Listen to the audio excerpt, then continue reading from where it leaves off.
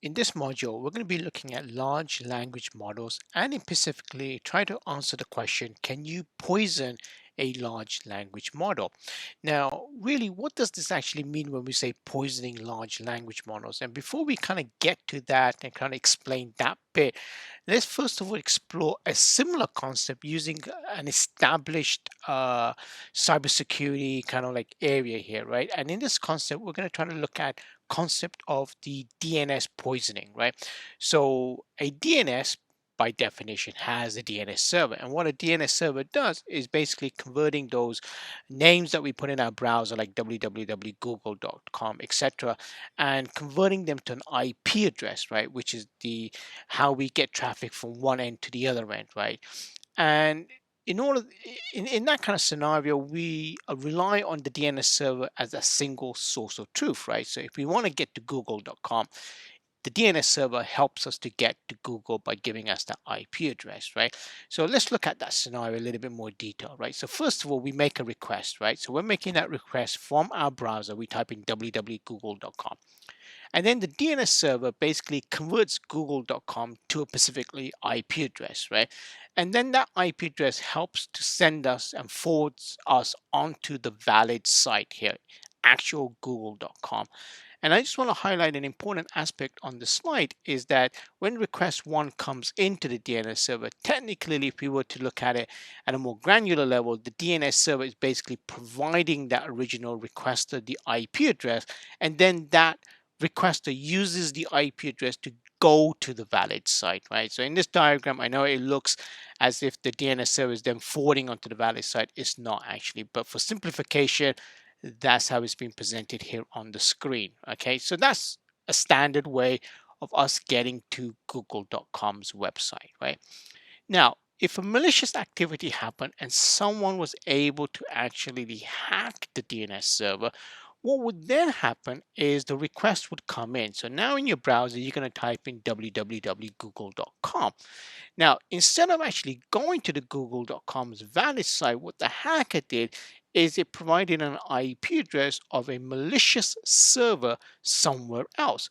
So in theory, when we're entering www.google.com in our browser, what's actually happening to us, we thinking because we trust the DNS server to tell us and get us to the valid site, because now that is compromised, it's actually sending us to a malicious site, and then all that bad actors and bad activity can happen, right?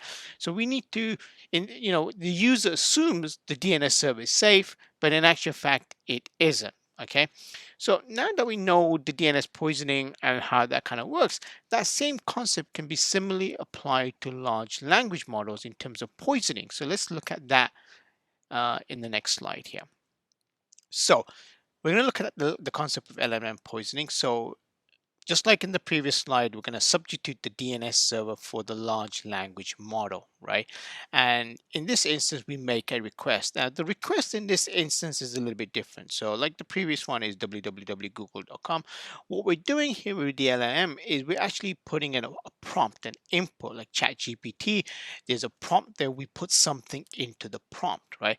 And that prompt sends the data or what we want to ask or generate to the large language model.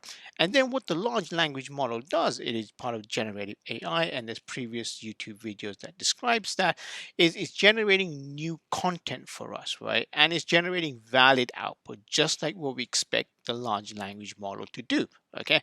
Now, what happens if that large language model is tainted, it is hacked, right? It is technically poisoned for us, right? So what now then happens is the requester puts something into the prompt of the large language model, and the output now is a malicious output. So now what we've done, just like in the DNS example and now in this example, is we have changed the output, right? And in this instance, not for the good. Okay, so now if we go back to that original question that we had, is can large language models be poisoned? And the answer is we're going to get there. We're going to get there. So it seems like it, but let's take a little bit of a step back here, right? So before we get to answer that final question, let's look at a different problem here, right?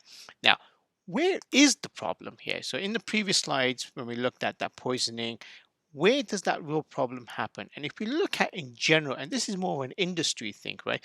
There's a lot of secrecy when it comes to large language models, and rightfully so, because it is intellectual property, it is that magic source, and it is the AI that's generating this new thing. And there's a lot of secrecy, and it's not just secrecy in terms of like manufacturers, but in terms of the cloud providers like Azure, Google, AWS, a lot of secrecy around large language model. And then there's also this concept of public versus private. Some of these are private, some of these are inherently private. And really, if you look at it, that is sometimes the problem here because a vendor or some entity owns it and it is we don't really know that much about it, right? And there isn't really that much open access to these large language models, right? So third party people may get access, but make think in terms of a kind of like a black box approach, right? We really don't know what's inside these language models, right? And then there's also the confidentiality. There's a lot of confidentiality around these large language models, and it is kind of like we're kind of like if you look at large language models, you don't really know what it is actually behind the scenes, right? There's a lot of like mystery around it, right? So it's not really like you're going into Amazon or Walmart and just buying a large language model, right? Or going to a car dealership and you know exactly the car you're buying. It doesn't work in that same kind of concept, and therein lies the ultimate problem here: transparency, right? There is very little transparency when it comes to large language model, and this is a problem not just with large language models, but with AI, with machine learning, this whole community here, right? So that is the fundamental problem right there. And really what that really kind of like evolves to is with all these like unknowns, with all these question marks, right?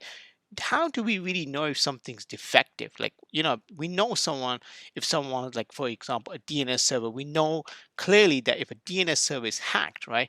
But how do we really know if a large language model is actually hacked, right? And that is a bigger concern here, right? And then all this, what it's really leading down to is security vulnerabilities, right? Large language models, right? Just like any other technology, is not immune to vulnerabilities, right? And therein lies another big problem, because when you add all this stuff, it just amplifies our concerns even more, and it becomes that much of a greater risk. So therefore, revisiting our original question, right? Can large language models be poisoned, right? And it can, as we've demonstrated on the previous slide, and that is a fact. Thank you.